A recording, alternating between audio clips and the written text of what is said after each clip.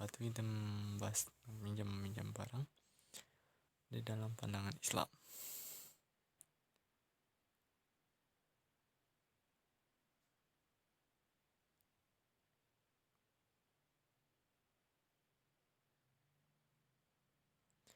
Pinjam meminjam barang ialah memperbolehkan kepada seorang lain mengambil manfaat suatu yang halal untuk mengambil manfaat dengan yang tidak merusak zatnya dan dikembalikan setelah diambil manfaatnya dalam keadaan tetap atau tidak rusak zatnya. Dalam ilmu fikih, peminjam dikenal dengan sebutan istilah musair, memberi pinjaman dikenal dengan muir, barang pinjam dikenal dengan istilah muar, dan akad atau perjanjian dikenal dengan sebutan ariyah. Ariyah berasal dari kata arah yang artinya datang dan pergi. Kegiatan pinjam meminjam sendiri tidak bisa dilepaskan dari bantuan orang lain yang hanya bisa didapatkan dengan cara meminjam. Syarat ariyah secara umumnya ada 3, yaitu muir yang harus berakal sehat, memegang barang dan oleh peminjam, dan barang tersebut dimanfaatkan tanpa merusaknya. Pandangan Al-Quran Surat Ad-Diyah ayat 11 yang terjemahan berbunyi, siapa yang meminjam kepada Allah, pinjamlah yang baik, Allah akan melipat gandakan balasannya untuknya dan dia akan memperoleh pahala yang banyak. Dan surat Maidah yang terjemahnya berbunyi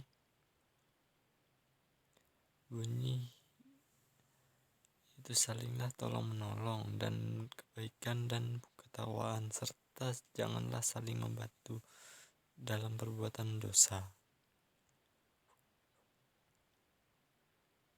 Pinjam meminjam dibenarkan oleh Islam, diatur sedemikian rupa agar pihak yang meminjam dan pihak yang menerima menyetujui kesepakatan yang telah ditentukan bersama berlandaskan agama. Pinjam meminjam itu sendiri berarti segalanya hanya atau tindakan yang disepakati berupa menyerah suatu barang yang maknanya diatur dalam jangka waktu, atau bisa juga diartikan hanya sebagai pemberi izin.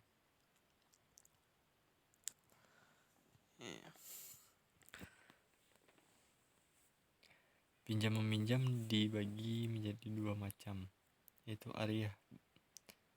Terbagi menjadi 2 macam, yaitu ariyah mutlak dan ariyah muqayyad.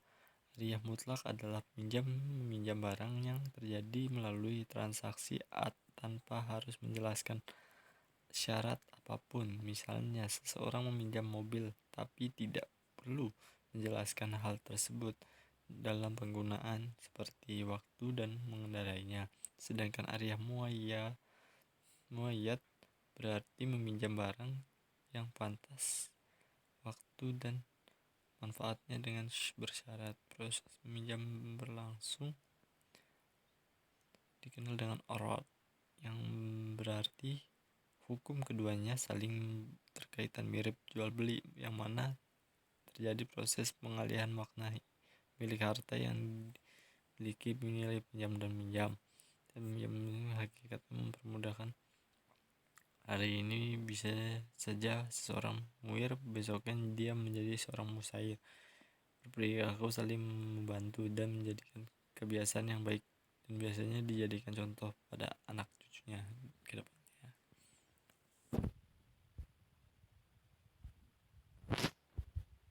Berdasarkan hukum pinjam-pinjam ini tergantung dengan situasi yang menyertai hukum sunnah.